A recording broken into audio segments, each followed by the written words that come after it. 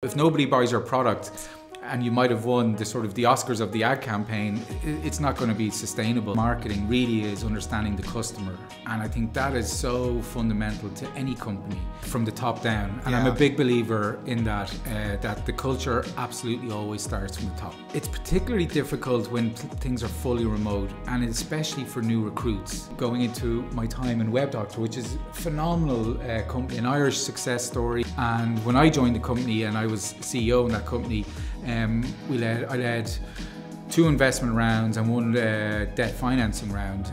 What would you say are some of the biggest challenges maybe you've encountered while building and scaling teams?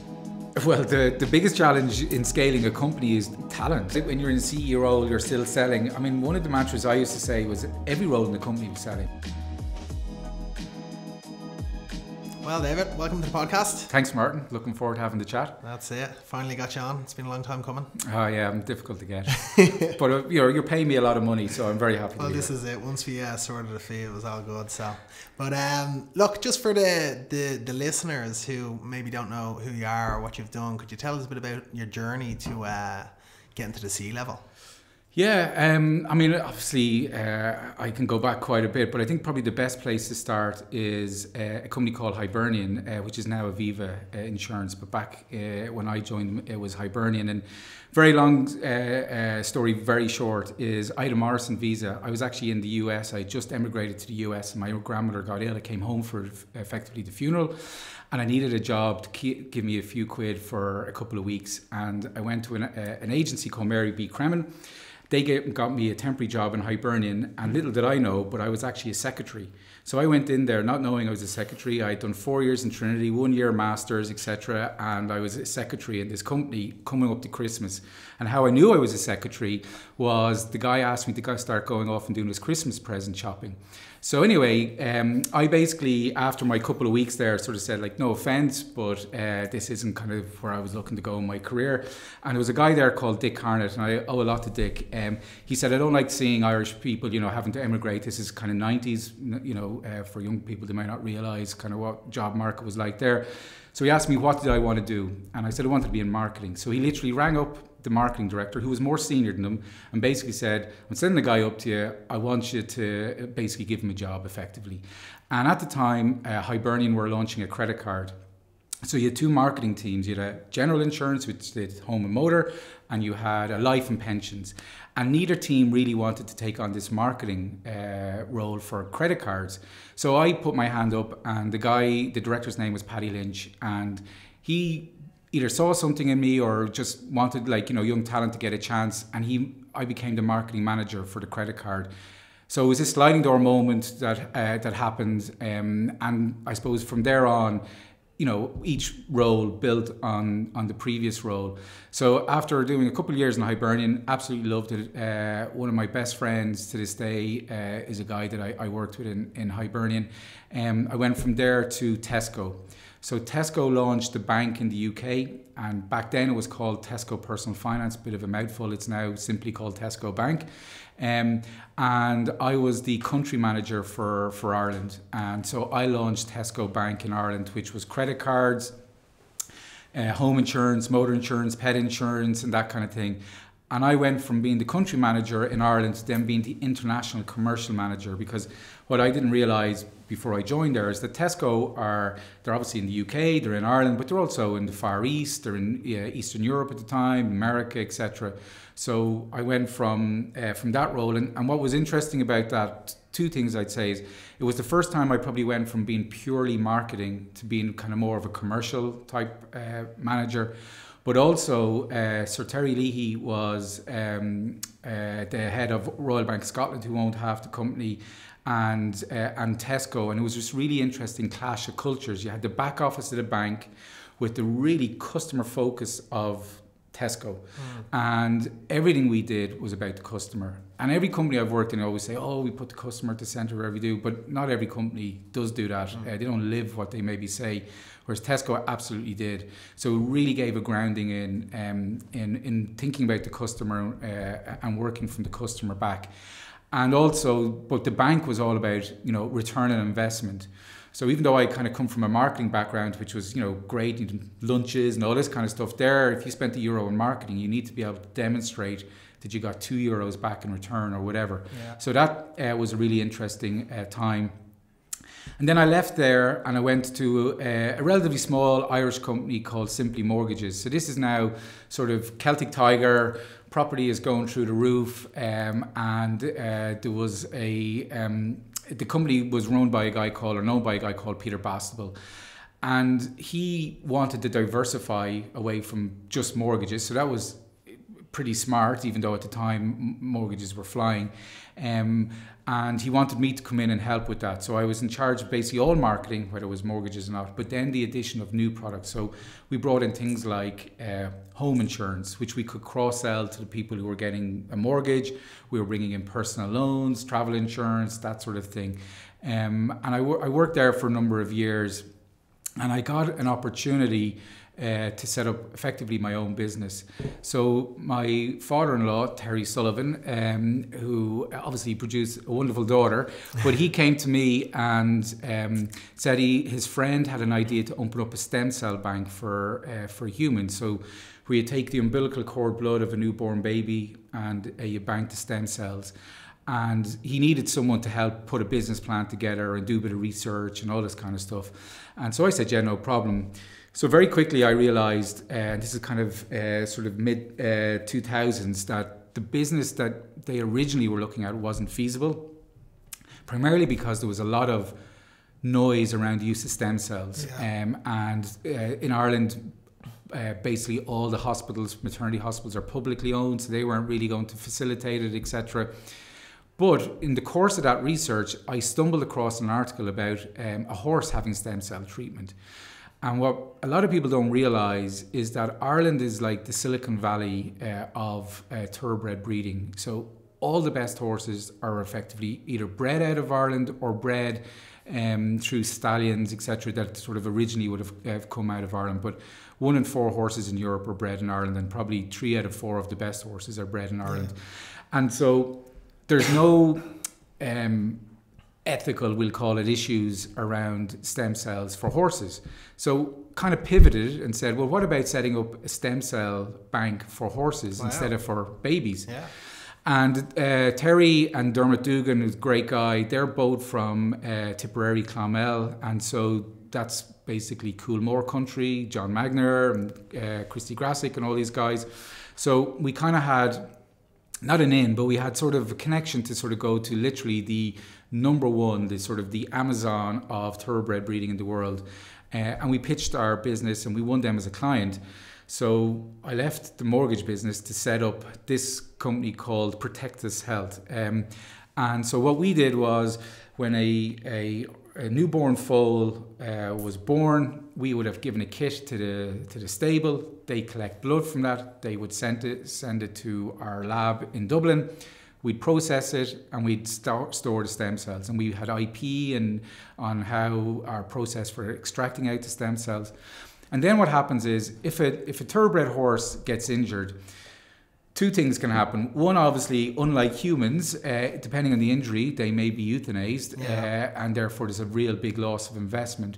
But 2, they can be treated for the injury, but very often, because they're very highly strung, basically athletes, they may never come back to be as good as they were.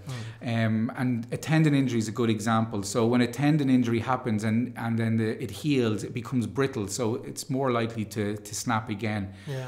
Whereas if you inject stem cells into that tendon, it effectively regenerates basically a new tendon. So it's almost like saying as good as new.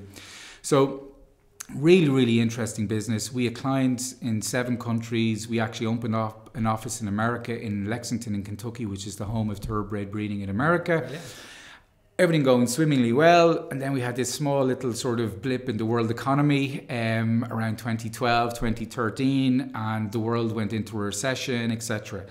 And so if you're a very wealthy guy buying, a horse kind of almost like as a vanity project to go out and win the Derby or whatever, and you need to cut back on your costs to save your company, one of the areas you're going to cut back on is buying that horse. Yeah. So we were dependent on the breeding market, and the bottom fell out of that market and people weren't buying our product. So again, we kind of pivoted. We licensed our technology to a multinational company in Japan, and that took a long time to do. But once we got it done, I then stepped away from that company. But the technology was phenomenal, and so I did a bit of consulting, I suppose, for a while I was kind of trying to figure out what I wanted to do, and then I went and joined a company called Glow Health. So Glow Health was a new startup in the private healthcare space. So you had, at that stage, you had obviously VHI, you had Leia, who had just recently rebranded from Quinn, and you had Aviva Health, and you had Glow Health coming in. And it was set up by a number of people, but spearheaded by Jim Dowdall. And Jim's kind of approach and the senior team that he had in when I was joining was about how can they, reimagine how health insurance is built, designed, and ultimately sold. And health insurance is very heavily regulated. It's actually more regulated than even some of the other insurance products, because we've got this community rating, which means both of us would pay the exact same price regardless of our age, our sex, our illness history, whatever, blah blah blah. And so the company was very innovative in a couple of things that they did, and I came in as the commercial director. So I had full responsibility for all the sales and all the marketing. And, there was a real symbiotic relationship between the two. Because we were new, basically no one knew about us. 6 months earlier, no one had heard of Glow Health because Glow Health didn't exist. So we needed really marketing to step up to the plate and get the awareness levels up. And we also then needed, obviously, the sales to be able to convert that awareness into people joining the company. And we had a very clear strategy, which was great. And in fairness to Jim and Stephen, who was sort of his number two, who had put that together sort of in that period before they had launched, we really focused from a sales perspective in the foreign direct investment space, primarily because this is like the US, Google's, Facebook's, Airbnb, all these companies. They provided a very high level of health insurance as a benefit, so that was good for us. And also they were able to see some of the innovations that we were bringing in. So ultimately health insurance across any of the three, if you end up in hospital, it's not Leia or VHI or Glow Health who are operating on you. It's still the same surgeon. It's just who the surgeon is getting paid for that is different in terms of the fundamental product. But where we were able to differentiate ourselves were making things a lot easier. So we were the first to bring in a scan and send for a receipt. So if you went into your GP and you paid €50 or €60 for the GP, you might be entitled to €30 of that back. Prior to Glow Health, what happens is, say if you're with the VHI, you had to wait till the end of the year, you rang them up, they sent you out a paper form, you stapled all your receipts together, you sent it off, and a couple of weeks later you might have got a check or whatever. But invariably you lost those receipts, you couldn't remember when you went, and whereas with us, you got the receipt from the GP in the surgery, you took a picture of it, effectively sent it through an app or emailed it into us, and you got paid the next day. And the likes of Facebook, who were one of our first really big clients, they just loved that because that fitted really neatly with how they lived their life with their employees. And we also allowed some other things like personalization. So we allowed, two people could have the same product, but they could have sort of ancillary benefits that really fitted their lifestyle. Say they were looking to have a baby, they got enhanced maternity, or if they were into sports, they got enhanced physio, or whatever it happened to be. So that was a really good time. And we were under a lot of pressure. We were effectively a startup, and so we had to hit our numbers, etc.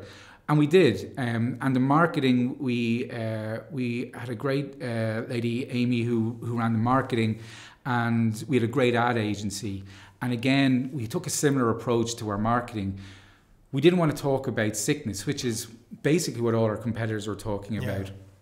We were looking for, we always talked about the fight space, which is where all our competitors were fighting out there in the market for messaging, and versus the right space, which is where they weren't. So we were talking more about wellness. Now, this is all sounds really obvious now in 2024, but like in 2014, 2013, this was not obvious. So we were basically saying in our marketing, you're you're healthy, you're great, you know, live your life to your full. And on those odd occasions when maybe something just goes a little awry, you get an injury in a football match, you find something else, we'll be there for you. But it was all about being positive. It wasn't about being sick. And that appealed to a certain cohort of people. And so we did really, really well. And then they were bought out by Irish Life. They merged with Aviva Health. They bought Aviva at the same time. Wow. Really great period there where we had two teams who literally were fighting each other a day previously to try and win the likes of Facebook or LinkedIn or whatever, and we're coming together. And so I had to bring those two teams together. Brilliant. Did that for a while. And then it would have been a pretty intense kind of couple of years. Finished up there and then took a job with a global company called ResMed.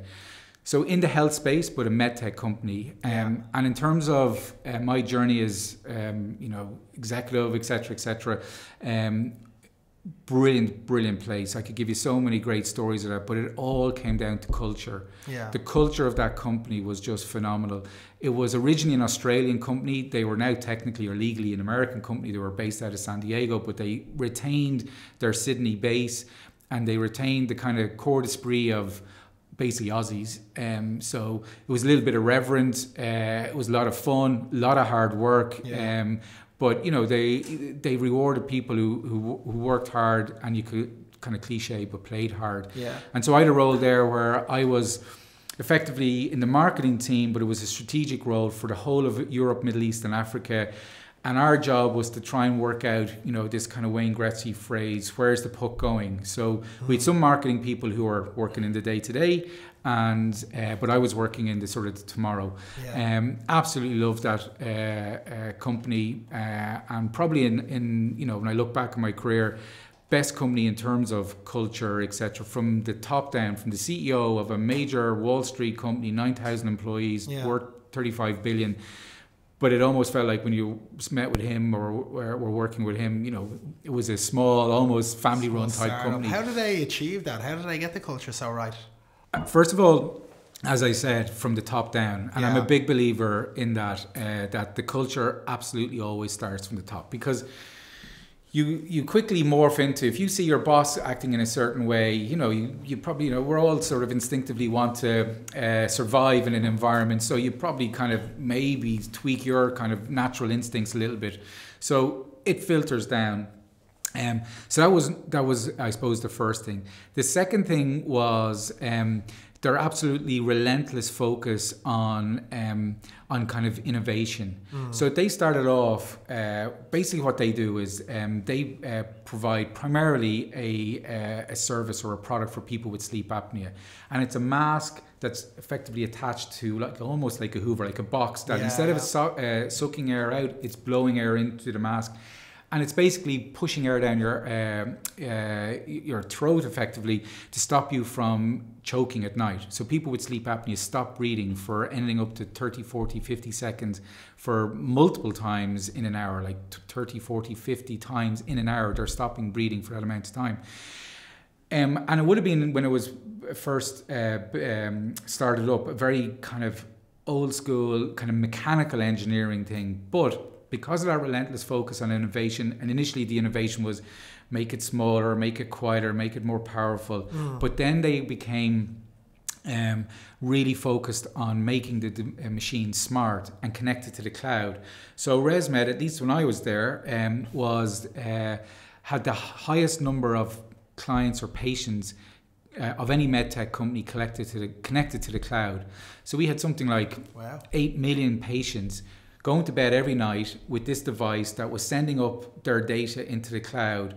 And that meant that it was a virtuous circle, because you could use all that data on an anonymized basis, but you could then start to see trends, etc. And that would then help with your therapy, and then that would help the patient, and then that would help with more sales, and etc. etc. And it was a really, really interesting company to work with. And I also worked there with at the outset of COVID, which is a respiratory illness, and ResMed is a respiratory company.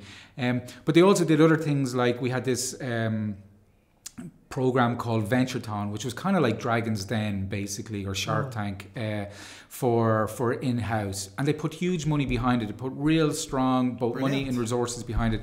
So they were trying to always encourage from every nook and cranny ideas. They democratized innovation, etc., across the company. So phenomenal place to work. That's a brilliant approach. Yeah. Do you find shifting, obviously, as a marketing manager and then leading into a more commercially focused role, is that something that was always in your DNA in terms of sales and leadership? I think my dad had his own company, and so I do think there's somewhere deep down inside me there is an entrepreneurial instinct that I have, and I think that seminal role I had sort of in particularly in Tesco. It really showed to me, particularly from a marketing perspective, that marketing there ultimately is still to put excuse the phrase, but bums on seats. It's like so it's not necessarily to win the nice shining statue with the best ad campaign. If nobody buys your product, and you might have won the Oscars of the ad campaign, it's not going to be sustainable. Yeah. So and that I think is really important, but I think each discipline has its benefits, and the benefit of marketing really is understanding the customer. And I think that is so fundamental to any company. I mean, there are certain things that you can learn when you join. I mean, I've kind of jumped around from different industries, and I will walk into certain companies like ResMed. I knew nothing about, I'd never even heard of sleep apnea basically before I did the interview. Yeah. And I'd never heard of a CPAP device. And again, I like the fact that the company, and I would have been very open about that in the interview process, that's not what the skill they were looking for. They have 9,000 people who can tell me what a CPAP device does.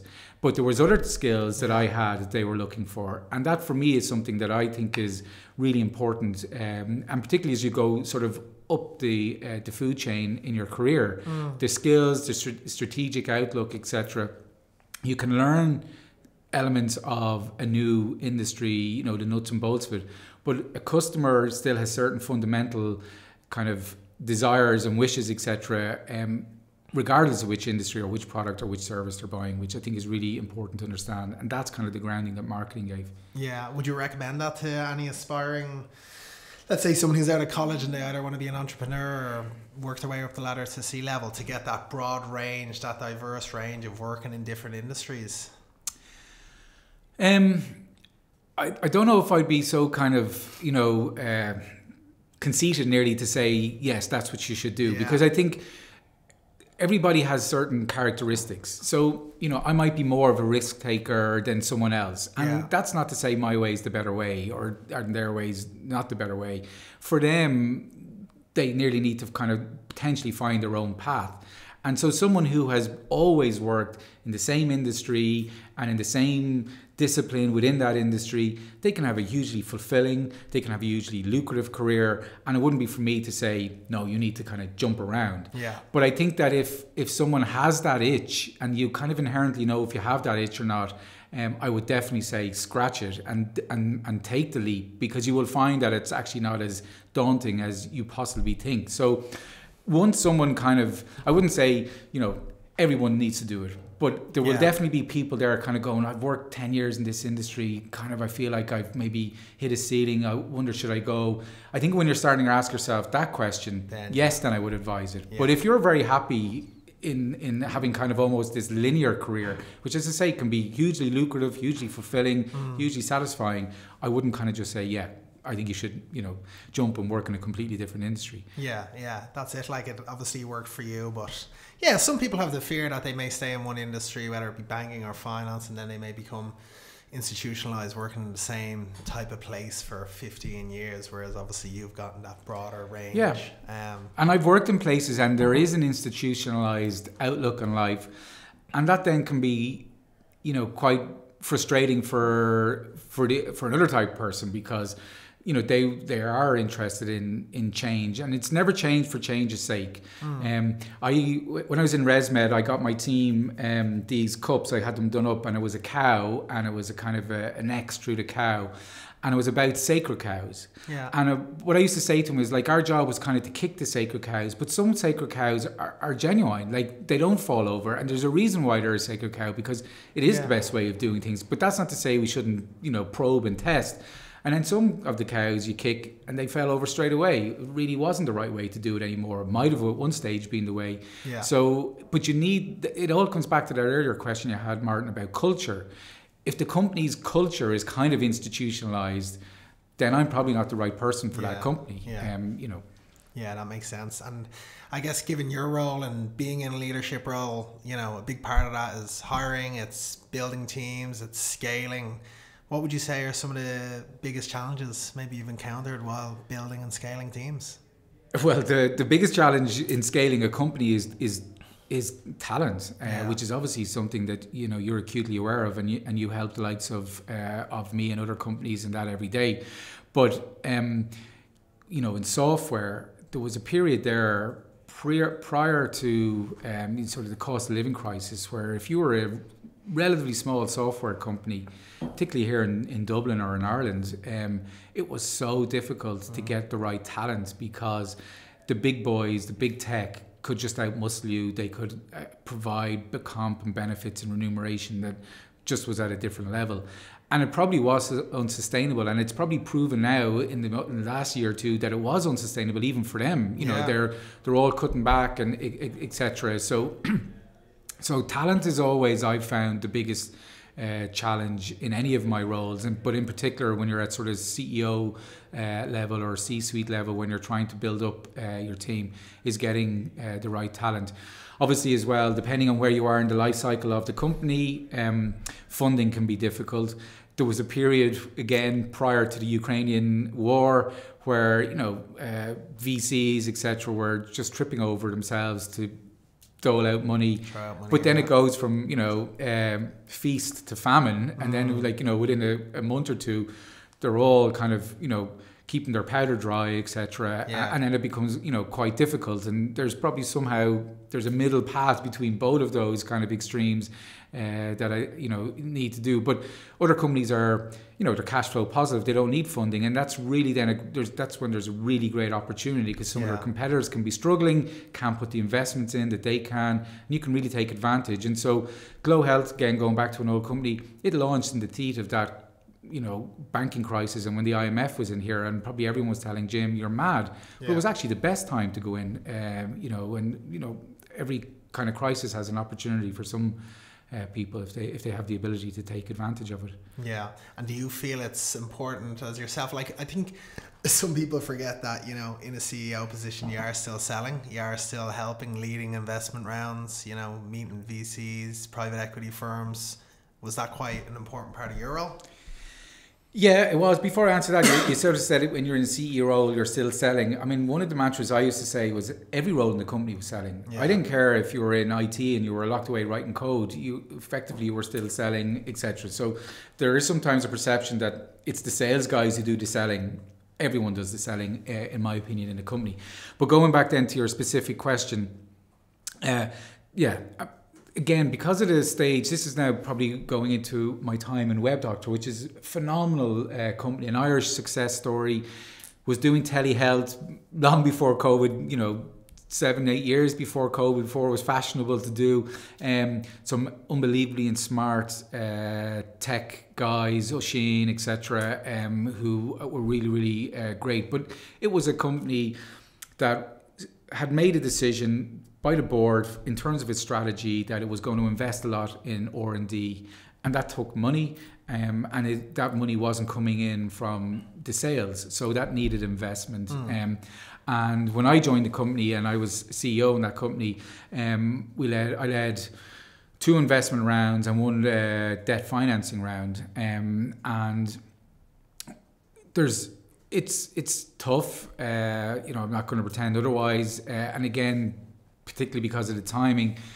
But if your first kind of commitment or your first kind of rule of thumb is you have to have the business. So it's not necessarily critical that you come in with a ready-made network of VCs or PEs, particularly I think in Ireland, you know, they have this thing about 6 degrees of separation. In Ireland, you're never more than 2, at most 3 degrees from someone. So you can always speak to someone who can open a door for you. Small, okay, but you need this. You need the story. You need the why would they invest? What is it that makes your story different? And in fairness to Web Doctor, we had that, and our timing, because of COVID, because of telehealth, because of a lot of other things that we had done, where we had worked with other companies providing the software for their telehealth sort of successes, etc. We weren't just providing telehealth services; we were almost like the Intel inside for other companies doing it. Yeah.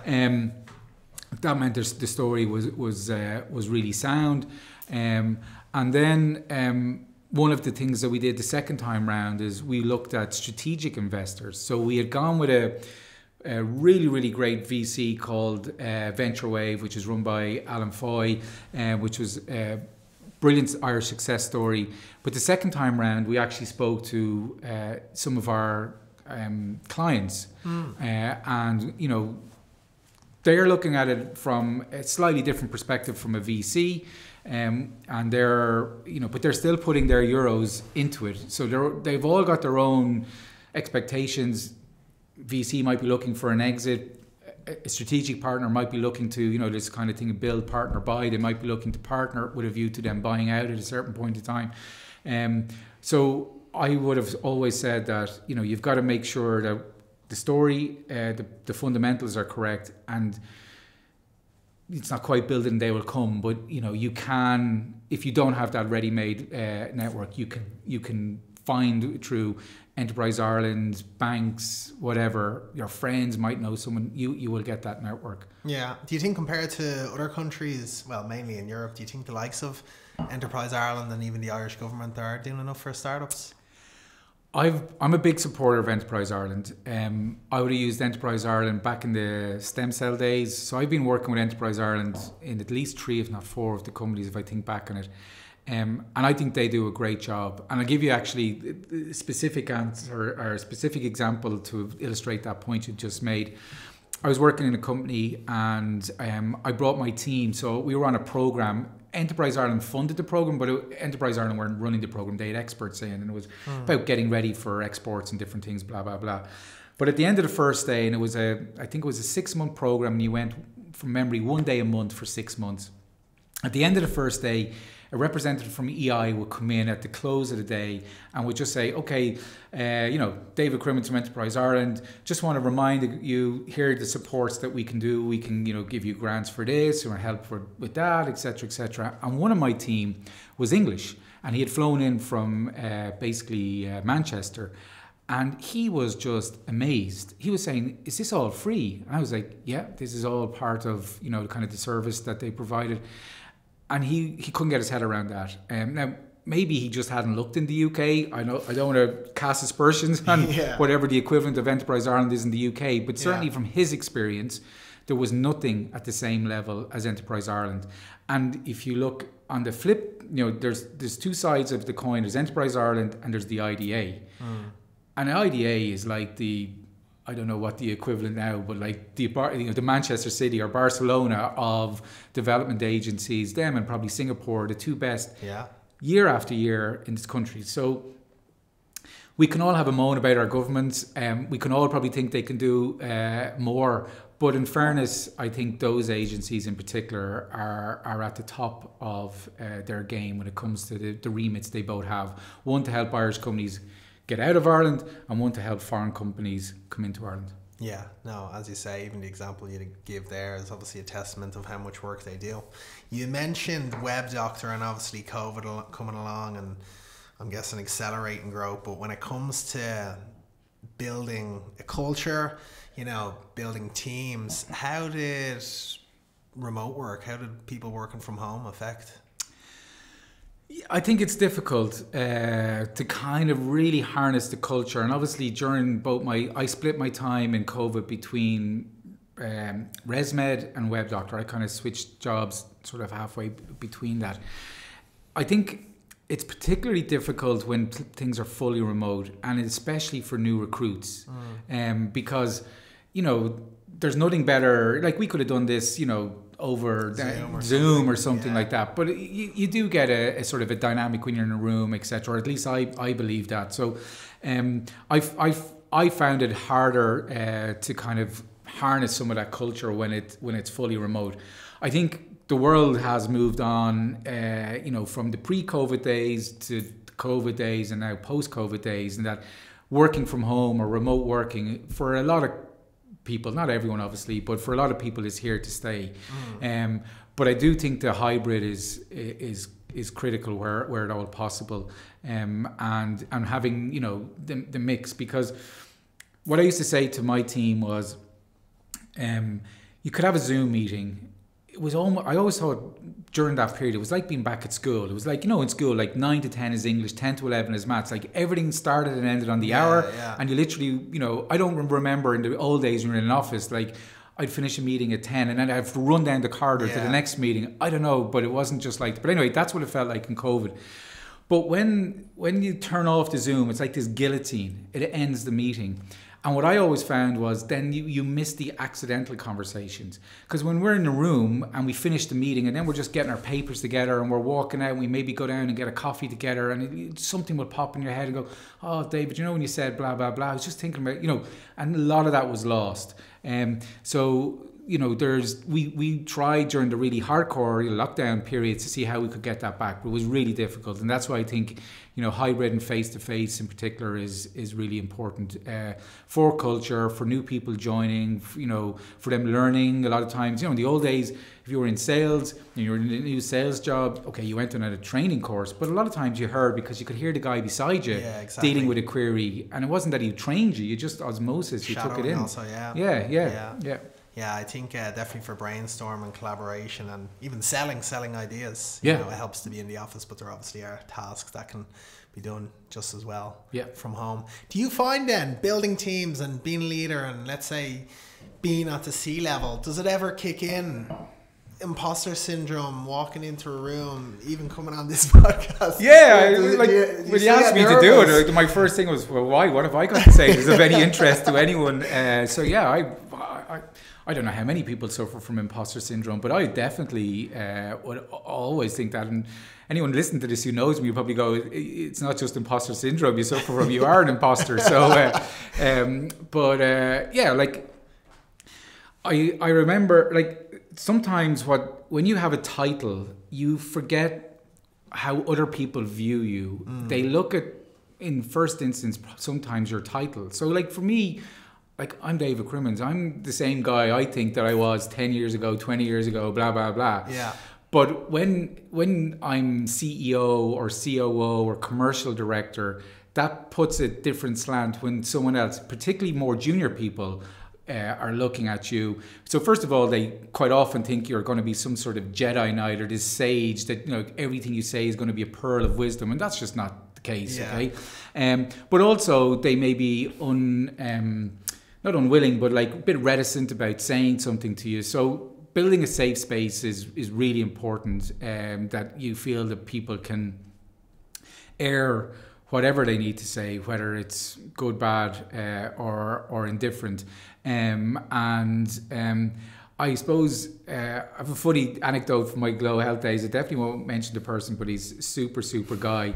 I remember I was coming on the call center floor, and it was just me, David, coming on the floor. But as far as the team were concerned, it's the commercial directors coming on the floor. We've got to, be on guard and make sure we don't say anything stupid or whatever like that. And I had heard from my my manager that this particular guy had a really good day's working the day before. He had done 12 sales.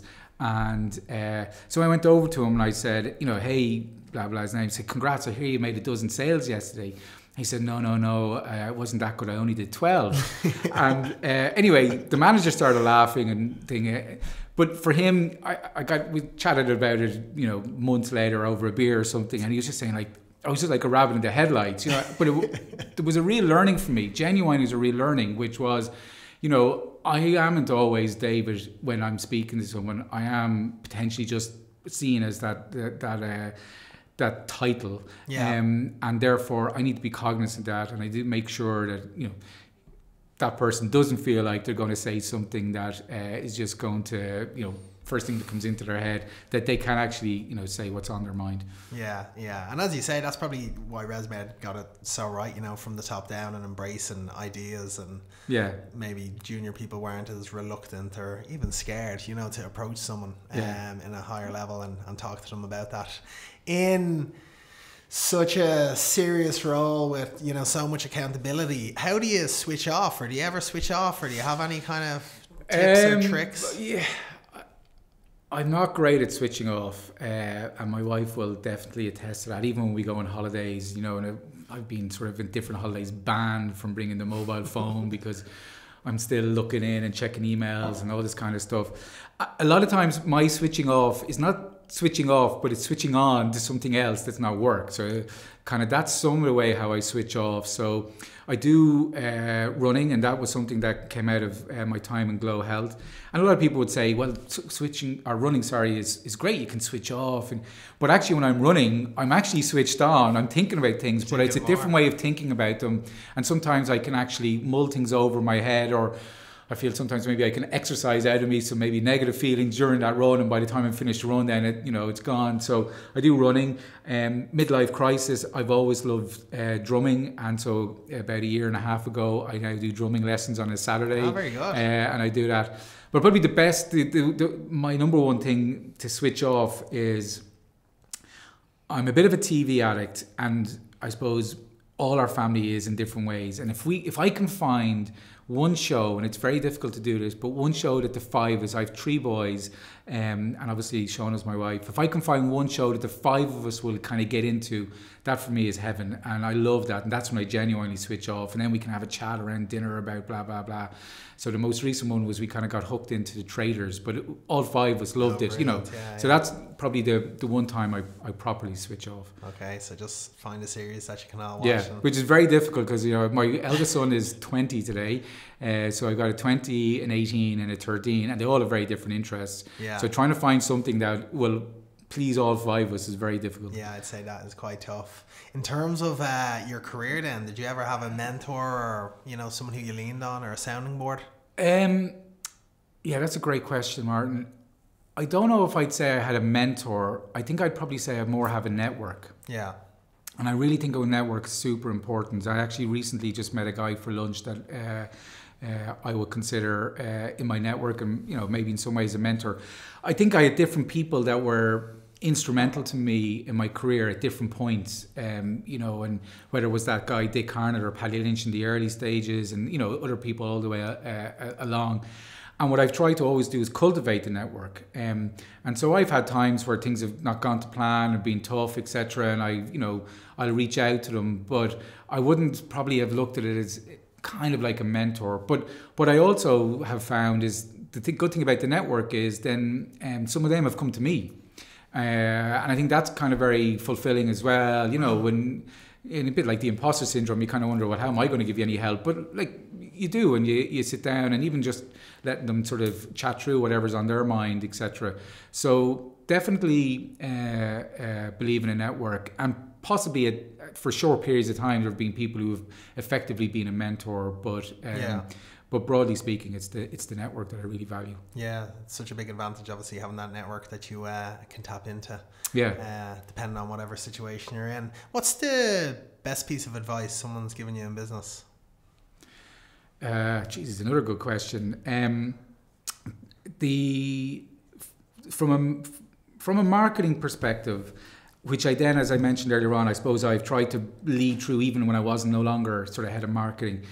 Paddy Lynch in Hibernian was the guy who said to me, work from the customer back. And that is real obvious in 2024, everyone. But in 1997, I think it was, that wasn't obvious. Companies back then, and a lot of companies now, they work from the company out. Yeah. So they'll tell you, this is what we do, and this is how we do it, and therefore how we do it is the best that anyone else can do it. But working from the customer back changes that dynamic, and I think if you put me on the spot, that's the one I would pick. Yeah, it's so true, isn't it? Just attention to customer focus, and the reason why now these massive companies have such large customer success teams, which in the past probably didn't. Yeah, absolutely. And you know, in some companies I've worked in, like, the customers were nearly an irritant, you know, like if we'd have a great place to work if it wasn't for these bloody customers, you know, etc. So yeah, I think that one. And a couple of years later, probably the most influential person that I kind of still to this day kind of follow and really admire him, and a lot of things, is a guy, and I might get his surname incorrect, but it's Simon Sinek or Sinek. But he had this TED talk about the why. Start with why, yeah. Yeah, I start with why, and I remember I get goosebumps now. I remember that being sent to me by a link by an ad agency. I was working with a great guy there called Bren, and it completely changed. Kind of again, you know, it was one of them seminal moments about how I thought about things, etc., etc. So. Yeah. You know, he didn't give it to me, that advice. He gave it to anyone who listened to his TED Talk. And it's very similar. It was actually it was a kind of a natural extension from what I got previously from Paddy. But yeah. Smart man. You can see why he's doing so well. Yeah, very smart, yeah. Usually finish the show off with just a couple of quick fire questions. So I'll hit you with the first one. Something you wish you did earlier in your career? I wish I had probably worked abroad before I've got kids. I love living in Ireland, and I'm happy that's where they've grown up, etc. So I wouldn't have changed that, but I wouldn't mind, you know, a stint in a couple of foreign countries before then. Yeah. And what about the most important risk you took, and why? Resigning from a job after a couple of months, which is always daunting, and is probably, if you speak to you're in HR, you probably say never do that. So that's probably why it was a big risk. But you know, sometimes you've got to follow your gut and nip it in the butt. Yep. Who's your biggest inspiration? Well, I suppose it depends on what aspect of my life you're talking about. If you're talking about business, I've already mentioned Simon Sinek, so him, or in more recent times, really like him, Dragon's Den, Diary of a CEO, Stephen Bartlett. Really like how he looks at the world. Yeah, you might be on his podcast next. That'd be a bigger fee. If you could read one book every year, what would it be? I don't read enough books, first of all. I'm always regretting that I don't read enough books. I kind of read them in bursts. I read this book about a year ago. I don't know if you've ever come across it. The Greatest Salesman in the World. Have you ever heard that? No. I think it's by Maynew or something like that. It's a weird book. It's basically about tips or sort of principles that a really good salesperson needs to have to succeed in sales, right? It's kind of written back in sort of around the time nearly of Jesus or something around there. But basically it's very prescriptive. And the way the book is written, you have to read each sort of chapter is a particular tip, or they call it a scroll. You have to read that chapter for 3 times a day for 30 days before you can go to the next chapter. Takes a year to pretty much read this book if you do it as the book prescribes. And me being a stubborn, you know, whatever, and I remember a couple of days I'd be panicking, oh my God, I've only read it twice, I've got to read it through. So even though it's not a book, I would not recommend reading it every year, but actually that is a book that took me a year to read. So The Greatest Salesman in the World, or of the World, something like that. Yeah, I'm going to find that out. That sounds interesting. I'll have to read that. But thanks for coming on the podcast, David. Thank you, Martin. It's a pleasure. It's been a hell of a journey, so thanks for sharing it with us. Yeah, my pleasure. Thank you.